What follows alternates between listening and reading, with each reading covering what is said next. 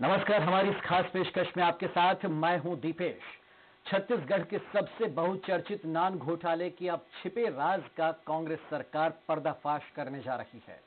सरकार ने IG SRP Kalluri के नेतृत्व में 12 सदस्यीय जांच टीम गठित कर दी। जी हां, एसआरपी कल्लूरी के नेतृत्व में। यही नहीं, 3 महीने के भीतर जांच पूरी करने के निर्देश भी सरकार ने ईओडब्ल्यू को दिए हैं। लेकिन सरकार के इस कदम को विपक्ष में बैठी भाजपा ने बदलापुर की राजनीति बताया। सवाल यह है कि क्या वाकई नान घोटाले का सच सामने आ पाएगा? इस पर चर्चा करें उसके पहले देखिए रिपोर्ट। कि सबसे चर्चित घोटाले में से एक रहे 36,000 करोड़ के नान घोटाले के लिए सरकार ने आईजी एसआरपी कल्लूरी के नेतृत्व में 12 सदस्यीय टीम गठित कर दी है। टीम को 3 महीने के भीतर जांच पूरी करने को कहा गया है। इस टीम में जो 12 सदस्य शामिल किए गए हैं उनमें आर्थिक अपराध शाखा के आईजी एसआरपी कल्लूरी को प्रभारी बनाया गया है। बीजेपी कल्लूरी के नेतृत्व में एसआईटी का शुरू से विरोध कर रही है। इसके अलावा नारायणपुर के एसपी आई कल्याण एल सेला, एसीबी रायपुर के एडिशनल एसपी, जशपुर के एडिशनल एसपी समेत 12 सदस्य बनाए गए हैं। इस जांच कमेटी को जो बिंदु जांच के लिए दिए गए उनमें सीएम मैडम, डॉक्टर साहब, सीएम सर जैसे कोड वर्ड्स को डिकोड करने की जिम्मेदारी भी दी गई है। इसके साथ गिरीश शर्मा के बरामद कंप्यूटर की जांच, साथ ही श्रीनाथ रेड्डी, जीतन यादव, के बारी, अरविंद शर्मा के जब्त दस्तावेजों की जांच समेत अनिल टूटेजा की ओर से दिए गए बयानों के आधार पर जांच नहीं हो पाई थी। ये सभी बिंदु अब जांच में शामिल हैं। इस मामले में पूर्व सीएम डॉक्टर रमन सिंह का कहना है कि अपराधी से एप्लीकेशन लेकर एसआईटी का गठन हो रहा है। एसआईटी का गठन ही गलत है। एसआईटी के ऊपर यह दबाव है कि एक आरोपी की जमानत हो जाए। डीजी का बयान भी इस मामले में समझ से बाहर है। जब जांच पहले से ही लोकायुक्त कर रहा है, कोर्ट में चालान पेश हो गया है, तब एसआईटी का क्या मतलब? ये षड्यंत्र पूर्वक कार्रवाई है। जिसको जेल के सीखचों के पीछे होना चाहिए, उसे ही एसआईटी का जिम्मा देना सरकार का यूटर्न बताता है। नान प्रकरण में एक अजीब वाकया देखने को मिला कि नान प्रकरण का जो मुख्य आरोपी है, जो फरार है, जिसको बेल भी कोर्ट ने नामंजूर कर दिया है, के उसका आवेदन लेकर ये सरकार निश्चित रूप से उसको एसआईटी में देना चाहती है। और ये सिर्फ और सिर्फ एक षड्यंत्र इसलिए है कि उसे बचाने के लिए कैसे प्रयास किए जाए। पर जांच अधिकारी को निलंबित करके जांच को नान की दिशा बदलने का प्रयास और न्यायालय से केस वापस लेकर उसको एसआईटी देने का जो षड्यंत्र रचा जा रहा है, निश्चित रूप से ये पूरी छत्तीसगढ़ की जनता देख रही है, देश की जनता दे रही है। ना जाने किसको बचाना चाहते हैं, किस दिशा में लेना चाहते हैं। ये शायद छत्तीसगढ़ का नया सरकार की नई वर्क कल्चर और ये बदलापुर सरकार का एक बड़ा कारनामा जो देश की जनता के सामने आया है, छत्तीसगढ़ की जनता के सामने आया है, ये निश्चित रूप से इस सरकार का चरित्र दिखाता है। नान घोटाले में एसआईटी के गठन के बाद अब सभी को इंतजार दफन राज के उजागर होने को लेकर है। क्या वाकई एसआईटी ये पता लगाने में कामयाब रहेगी कि नान घोटाले के पीछे किसका हाथ था? और क्या कांग्रेस के आरोपों को भी एसआईटी सिद्ध कर पाएगी, जिसमें विपक्ष में रहती कांग्रेस ये आरोप लगाती रही कि नान घोटाले में तत्कालीन सीएम डॉक्टर रमन सिंह और सीएम हाउस का हाथ था। सहयोगी वैभव शिव पांडे के साथ आशीष तिवारी, स्वराज एक्सप्रेस, रायपुर।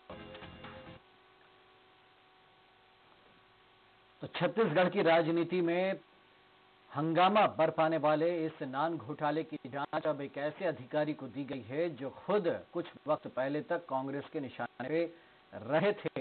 लेकिन अब कांग्रेस ने उन्हें जिम्मेदारी दी तो बीजेपी की आंखों में कटोरी खटकने लगे हैं और वो आरोप लगा रही है कि आखिर ऐसे अधिकारी को जांच क्यों दी जा रही है जिन पर खुद कांग्रेस ने कई गंभीर आरोप जड़े।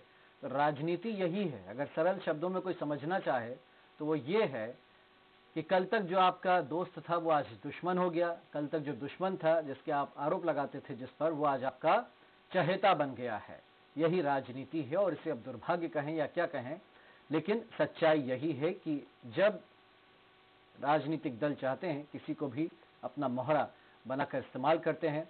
ऐसे में इस जांच की निष्पक्षता पर क्या वाकई संदेह होता है या फिर जांच पूर्ण निष्पक्षता से होगी? क्योंकि बीजेपी के राज में ये घोटाला हुआ भी था, उजागर भी हुआ था, दोनों बातें हैं।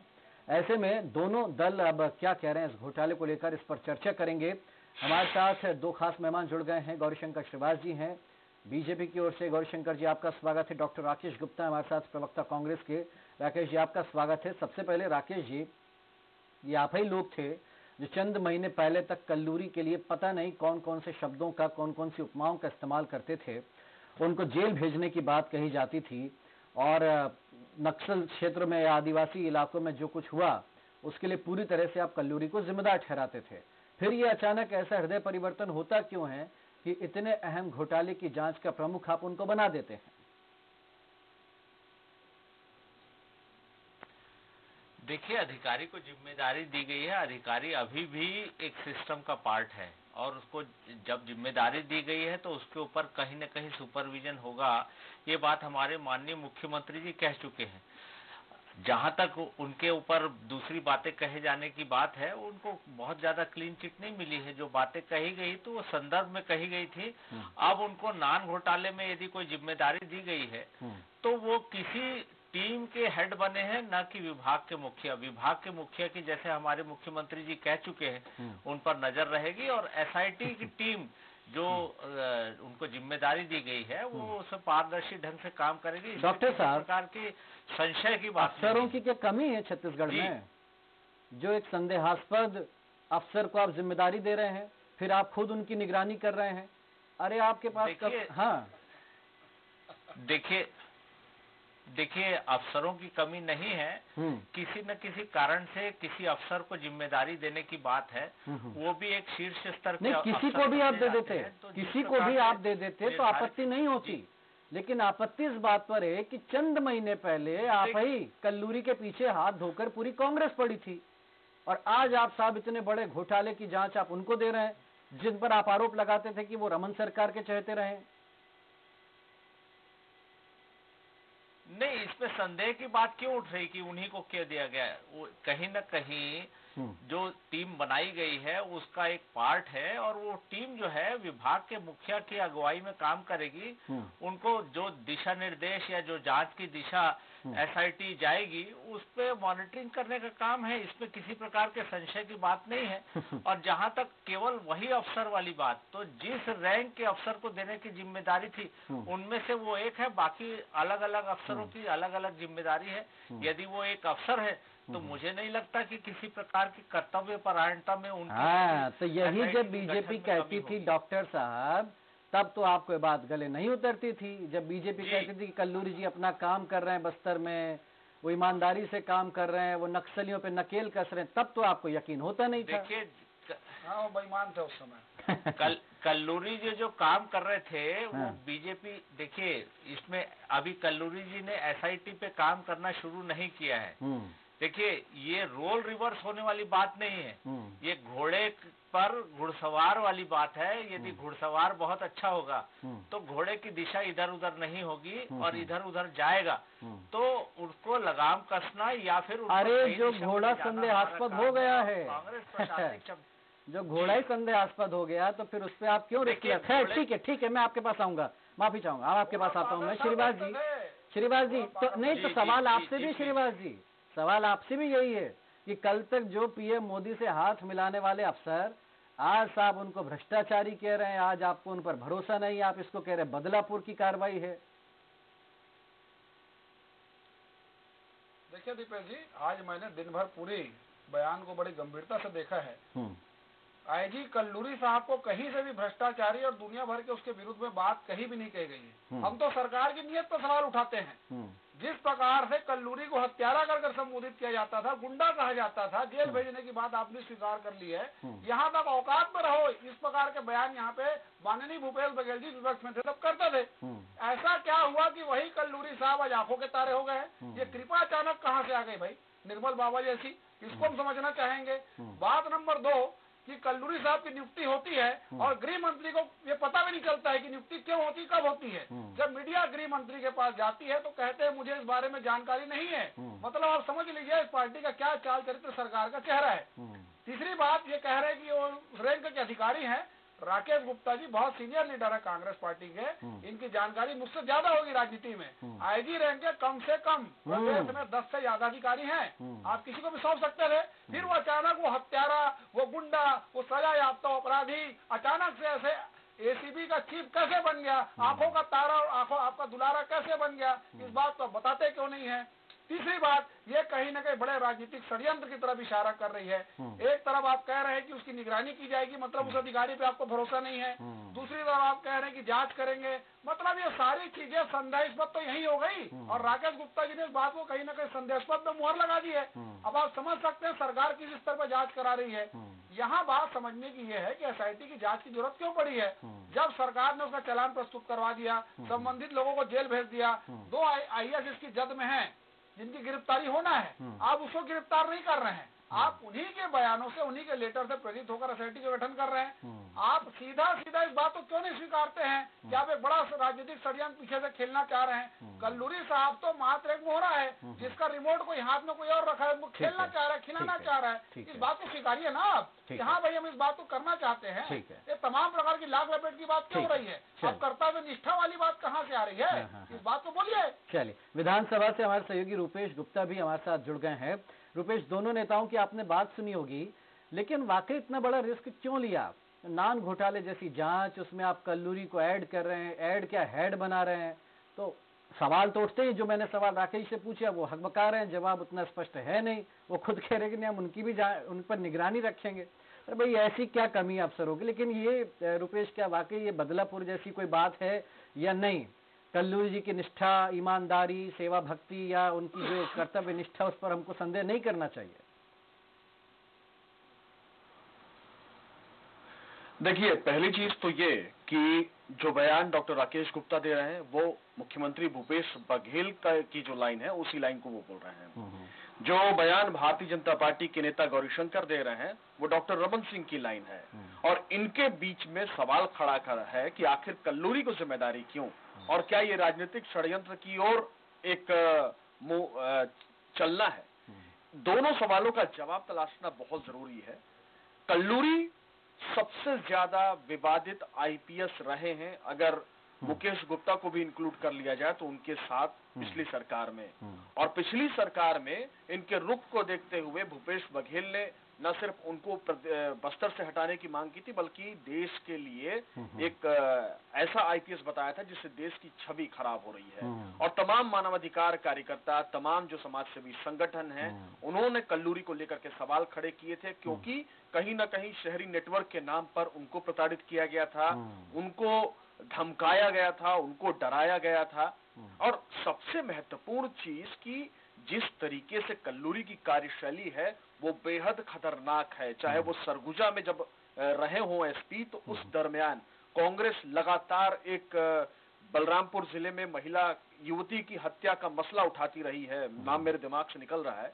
उस महिला की हत्या के वक्त कल्लूरी वहां तैनात थे, और जो जांच रिपोर्ट आई थी उसको लेकर के भी कांग्रेस ने कल्लूरी को घेरा था। तो उसके बावजूद कल्लूरी को ये जिम्मेदारी क्यों दी जा रही है? भूपेश बघेल जो कि मुख्यमंत्री हैं, उनसे हमने सवाल पूछा तो मुख्यमंत्री ने कहा जो आपको डॉक्टर राकेश गुप्ता ने सुना दिया। लेकिन जो दूसरी बात है वो बेहद महत्वपूर्ण है कि नान घोटाले में 117 पन्ने बरामद हुए हैं। उसमें से केवल 6 पन्ने को जो पहले एसीबी जांच कर रही थी, उन 6 पन्नों को ही एग्जामिन किया गया था, उनको ही चालान के रूप में पुटअप किया गया था। उसमें 2-3 नाम ऐसे थे जिनसे कोई पूछताछ नहीं की गई थी, जिनके बारे में कोई इन्वेस्टिगेशन नहीं की गई थी। तो पूरी जांच लगातार ये आरोप लगते रहे कि मैनिपुलेटेड है, कुछ लोगों को बचाया जा रहा है, कुछ लोगों को फंसाने की कोशिश की जा रही है। आज इस मामले को सुप्रीम कोर्ट तक ले जाने वाले आरटीआई एक्टिविस्ट राकेश चौबे ने एक मांग की है, एक ज्ञापन सौंपा है, जिसमें उन्होंने डिमांड की है कि जो जस्टिस प्रशांत की अगुवाई में आयोग बनाया गया है जो इस मामले की जांच कर रही है, उसको भंग कर दिया जाए। क्योंकि अब एसआईटी इस मामले की जांच कर रही है, तो सिर्फ दिखाने के लिए जो तमाम जांच किए गए थे उसकी जरूरत नहीं है। इसमें एक बात ये भी समझना पड़ेगा कि जब ये पूरी जांच चल रही है, उसके पहले से पूर्व मुख्यमंत्री डॉक्टर रमन सिंह का बयान आ रहा है। और आपको याद होगा कि 2 दिन पहले कुछ पन्ने हमारे हाथ लगे थे, उन पन्नों को हमने दिखाया था। उन पन्नों में डॉक्टर साहब लिखा हुआ था, सीएम सर लिखा हुआ था। वो सीएम सर कौन थे, वो डॉक्टर साहब कौन थे, उनके सामने जो लाखों की रकम या करोड़ों की रकम लिखी गई वो किस लिए?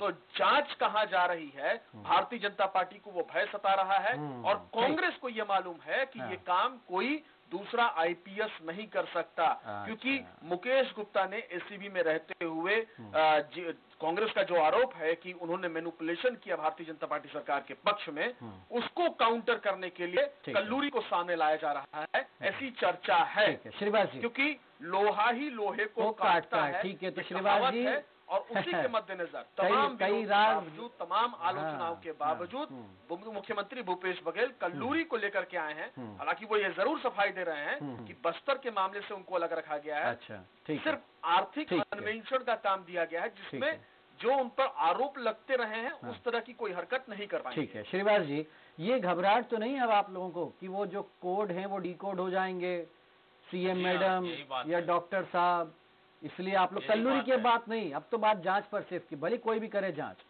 क्योंकि होगी तो नियम कायदों के दायरे में ही, उसमें मन से तो कल्लूरी कुछ ऐड कर नहीं देंगे। हाँ देखिए, किसी प्रकार की डर और भय वाली विषय नहीं है, बात यहाँ पे सीधा सीधा समझने वाली बात है। इस मामले का भंडाफोड़ जो किया है वो भारतीय जनता पार्टी की सरकार ने किया है, कोई कांग्रेस पार्टी की सरकार ने नहीं किया है। जो एजेंसी थी वो यहाँ पे एसीबी थी, वो इटली की एजेंसी आके जांच नहीं की थी, हमने ही मामले का उजागर किया था। और जब मामले का उजागर हुआ, इसकी जांच में जो लोग इसकी जद में थे वो सलाखों के पीछे हैं।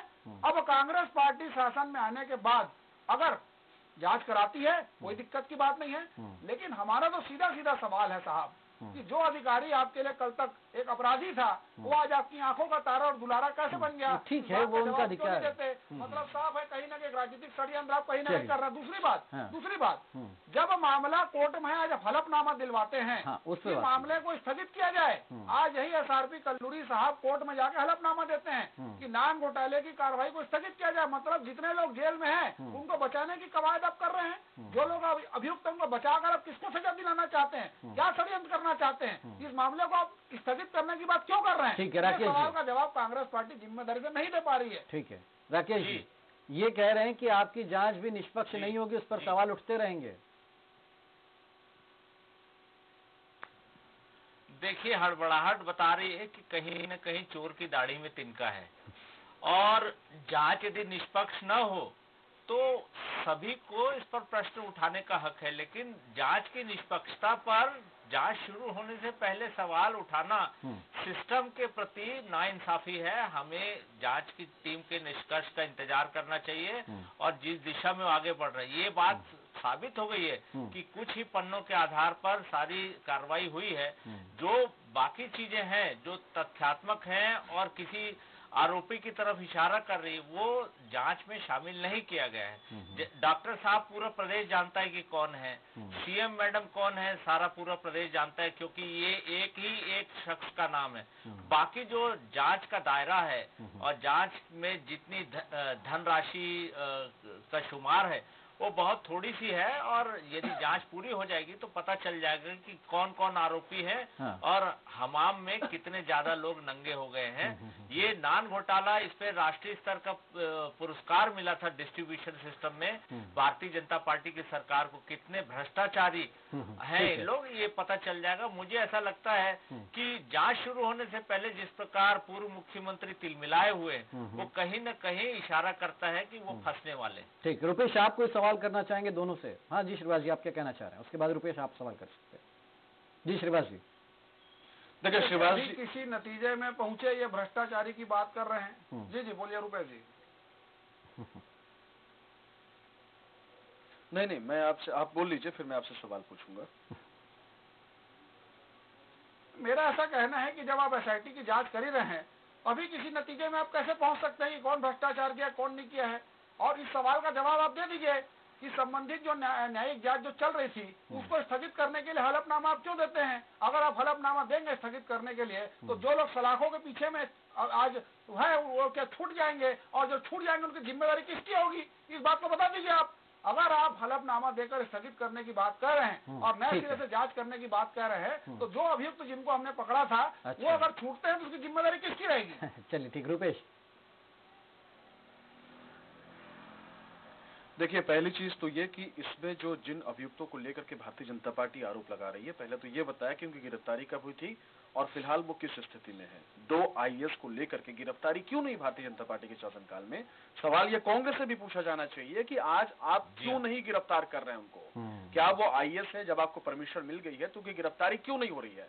दोनों सवालों के घेरे में है। लेकिन महत्वपूर्ण चीज ये है कि अदालत में कोई मामला है, इसलिए खामोश हो जाएं। ये कहां से ये भारतीय जनता पार्टी का राष्ट्रीय स्तर से लेकर के स्थानीय स्तर पर तमाम लोग ये बात उठाते रहे हैं।